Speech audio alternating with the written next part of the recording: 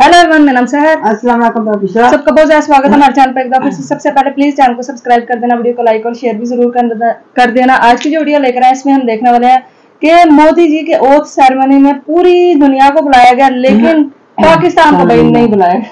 पाकिस्तान को उन्होंने इनवाइट नहीं किया, तो भाई ये भी एक इंसल्ट पाकिस्तान की होगी। एक मालदीव और एक पाकिस्तान, इन दोनों को नहीं बुलाया। अभी देखते हैं भाई पाकिस्तानी मीडिया इस हवाले से क्या कह रहा है। प्लीज वीडियो को एंड तक देखिएगा, चैनल को कर दीजिएगा सब्सक्राइब। देखते हैं आज की। नरेंद्र मोदी साहब 8 जून को ओथ ले रहे हैं और उनकी स्वेरिंग सेरेमनी में शिरकत करने के लिए, अटेंड करने के लिए दुनिया भर के लीडर्स इंडिया पहुंच रहे हैं। मालदीव्स और पाकिस्तान दोनों को नहीं बुलाया गया है प्राइम मिनिस्टर की ओथ टेकिंग में। उनको तो शायद याद भी ना हो। मेरा ख्याल है कि मोदी साहब को और भारत को, उनके लीडर्स को तो याद भी नहीं होगा कि क्या पाकिस्तान ने भी कोई कुछ बोलना है या कुछ कहना। जब first time prime minister Narendra Modi वजीर आजम बने थे तो उन्होंने पाकिस्तान के साथ दोस्ती का हाथ बढ़ाया और नवाज शरीफ को ओथ सेरेमनी पे बुलाया था।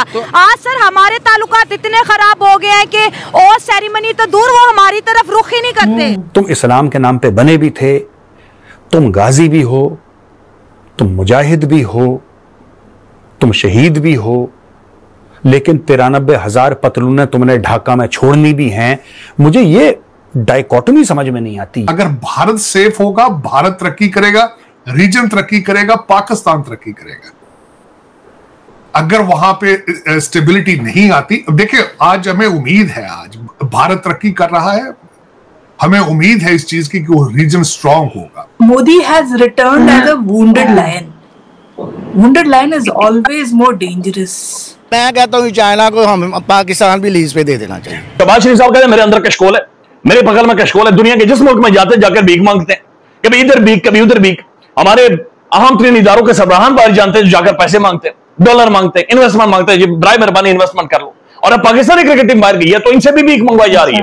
नमस्कार दोस्तों आप सब जानते हैं 8 जून को हमारे प्रधानमंत्री मोदी जी तीसरे टर्म के लिए शपथ ग्रहण करेंगे, जिनमें दुनिया भर के काफी सारे देश को बुलाया गया है और खास करके भारत ने अपने पड़ोसी देश को इस इवेंट में इन्वाइट किया है। लेकिन दोस्तों भारत ने पाकिस्तान को इन्वाइट नहीं किया, जिसे लेकर के अब पाकिस्तानी मीडिया में काफी बातचीत चल रही है और पाकिस्तान के लोग बोल रहे हैं कि मोदी जी ने पाकिस्तान को इसलिए इन्वाइट नहीं किया क्योंकि पाकिस्तान के साथ कोई भी रिलेशन नहीं रखना चाहते हैं और उनका कोई वैल्यू मैटर नहीं करता है पाकिस्तानी का भारत के पॉलिटिक्स में और भारत के फॉरेन रिलेशंस में, जो कि सच बात भी है।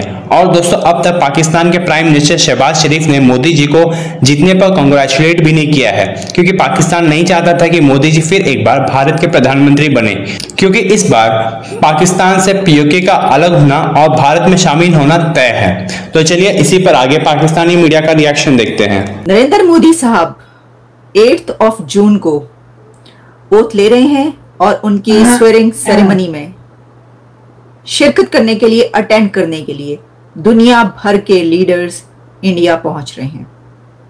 इसकी डिटेल्स हमारे सामने आ चुकी हैं, आपके सामने रखेंगे। इसी के साथ प्रेसिडेंट जो बाइडेन ने एक स्पेशल मैसेज भेजा है प्राइम मिनिस्टर नरेंद्र मोदी साहब के लिए और उन्होंने उनकी विन को कैसे लिया। और इसी के साथ दुनिया भर के और जो लीडर्स जिनका हमने अभी तक जिक्र नहीं किया था, वो प्राइम मिनिस्टर नरेंद्र मोदी को उनकी हिस्टोरिक 3rd टर्म पर मुबारकबादें पेश कर रहे हैं। और सिर्फ यही नहीं, बल्कि मोदी साहब ने दुनिया भर के लीडर्स को उनके मैसेजेस का जवाब भी देना शुरू कर दिया और उनके एक्स अकाउंट पर उन सबको थैंक्स किया जा रहा है। मोदी साहब की तरफ से थैंक्स किया जा रहा है।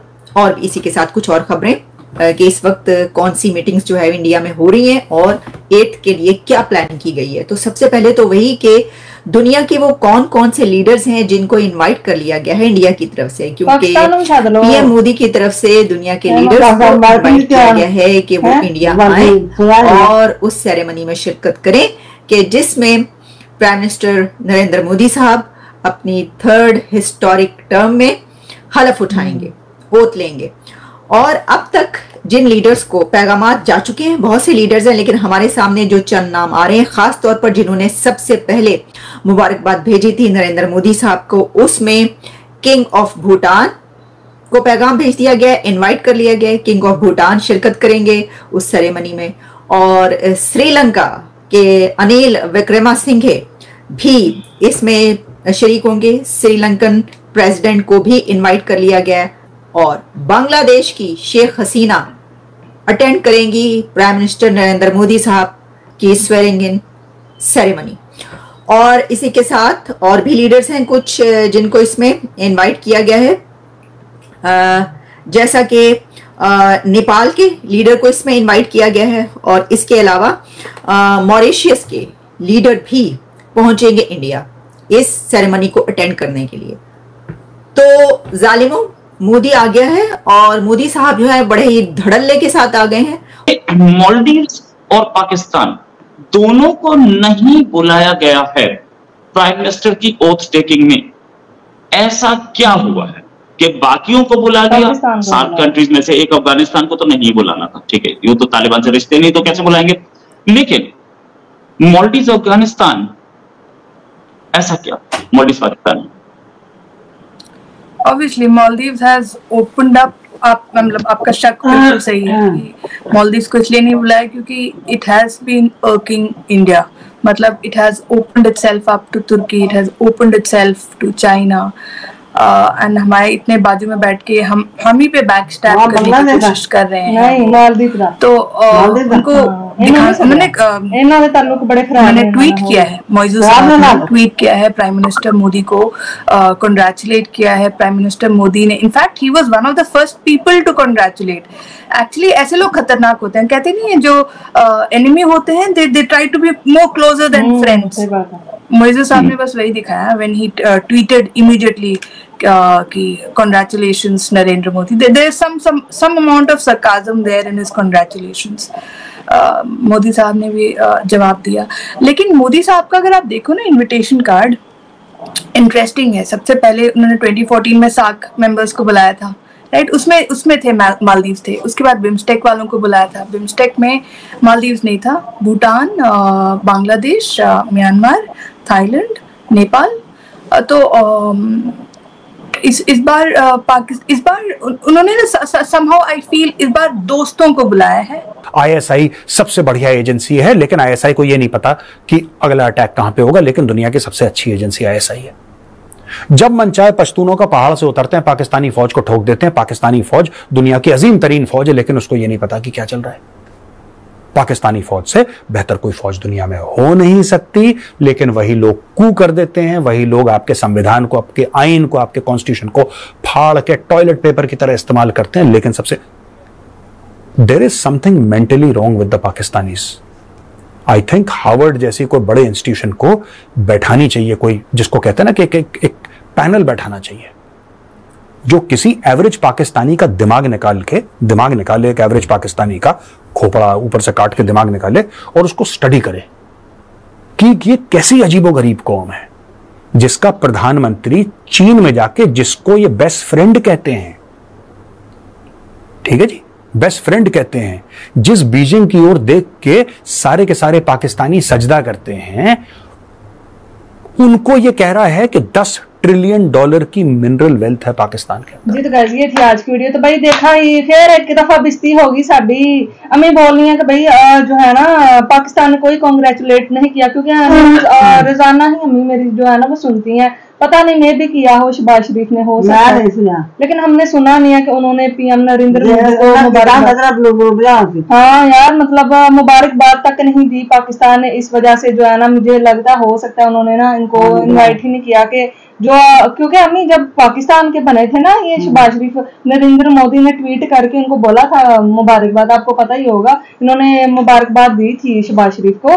तो लेकिन इनका भी काम बनता है कि भाई ये भी हाँ सबसे हमसाया कंट्री है तो सबसे पहले ये मुबारकबाद देते हैं उनके आने से, क्योंकि आपको पता है इमरान खान के ताल्लुक तो नहीं थे अच्छे मोदी जी जो है उनके साथ, लेकिन नवाज शरीफ के तो शुरू से ही बेहतरीन रहे हैं उनके साथ ताल्लुकात। इनको चाहिए था कि भाई कांग्रेचुलेट करते। और पाकिस्तान आपको पता है कि जो है ना इनकी इज्जत तो पूरे वैसे दुनिया में कहीं पे भी नहीं है।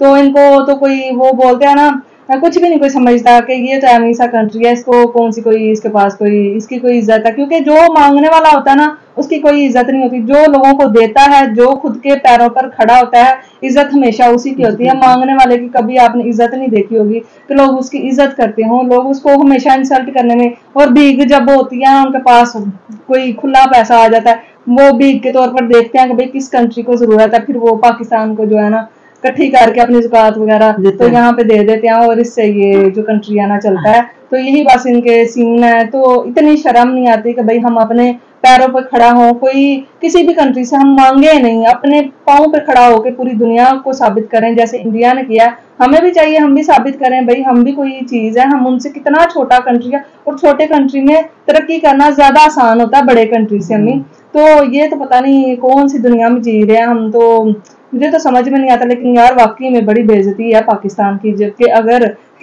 होत सेरेमनी में ये न गई और पूरी कंट्रीज गई और ये ना गए तो हमें कितनी बड़ी इंसल्ट है ना, बहुत बड़ी इंसल्ट होगी। हम साया कंट्री होके इनको नहीं बुलाया। तो यही थी आज की वीडियो। अभी दुबई 9 तारीख को मैंने सुना है, उड़ती उड़ती खबर मिली है कि 9 तारीख को होने वाली है, और जिसमें मोदी जी जो है ना उन्होंने भाई मजदूरों को भी हमें इनवाइट किया कि मजदूर जो है वो भी उस ओथ सेरेमनी में आए। मतलब छोटे छोटे तबके के लोगों को भी, ये नहीं है कि बड़े बड़े लोगों को उन्होंने मुकेश अंबानी ये वो को इनवाइट कर लिया, उन्होंने छोटे जो अपने लोग है ना उनको तवज्जो दी है। तो यही एक होता है, हमें पीएम से यही तो तवक्का की जा सकती है जो वो कर रहे हैं। हो सकता है उस ओथ सेरेमनी में वो अपने मजदूरों के लिए भी कुछ ऐलान करें। हाँ, तो यही थी आज की वीडियो। आपको कैसी लगी बताना, चैनल को सब्सक्राइब करना। फिर मिलते हैं एक और नई वीडियो। Thank you.